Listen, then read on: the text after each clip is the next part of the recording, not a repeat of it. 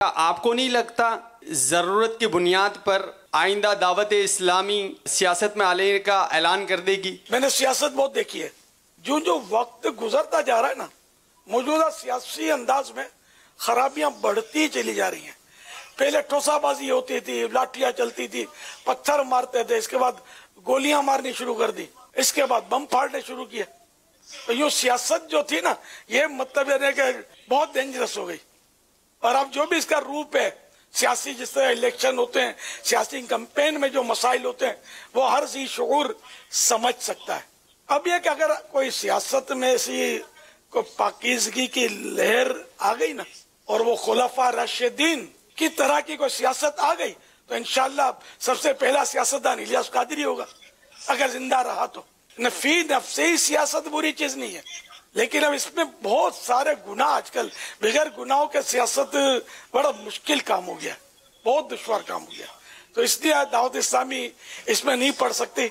और मैंने तो लिख कर दे भी दिया है, बरसों पहले मरकजी मजलिस शूरा को लिख कर दिया है कि तुम्हें दावत इस्लामी को तोड़ फोड़ करनी हो, खत्म करना हो, तो ऐलान मत करना कि हम दावत इस्लामी को डिसोल्व करते हैं, बल्कि ये ऐलान करना कि हम सियासत में आते हैं। खुद ही घर पहुंच जाओगे, क्योंकि हमारे साथ जो जहन है ना, ये गैर सियासी जहन है।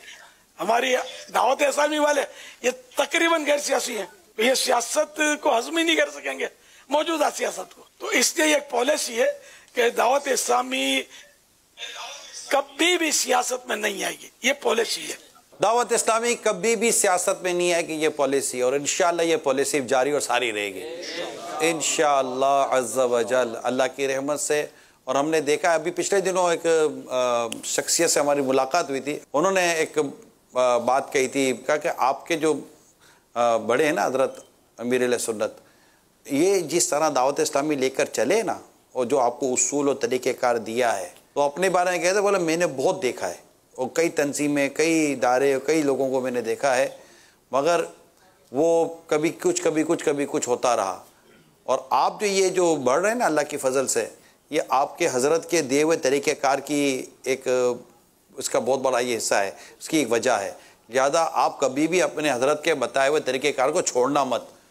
और ये यूं कर जो जैसे एहतजाज, रैली, सियासत, ये तमाम तर चीज़ों से शुरू से अमीर सुन्नत ने रोका भी हुआ है, मना भी किया, और इसके नुकसानात, फिर इसके शरई मसाइल, शरई अहकाम भी आपने हमें मतलब बड़े खोल खोल कर बयान किए हैं। तो अल्हम्दुलिल्लाह दावत इस्लामी की मरकज़ी मजलिस शूरा इन्हीं उसूलों पर कायम है, और रब ने चाहा तो इन्हीं उसूलों पर कायम रहेगी।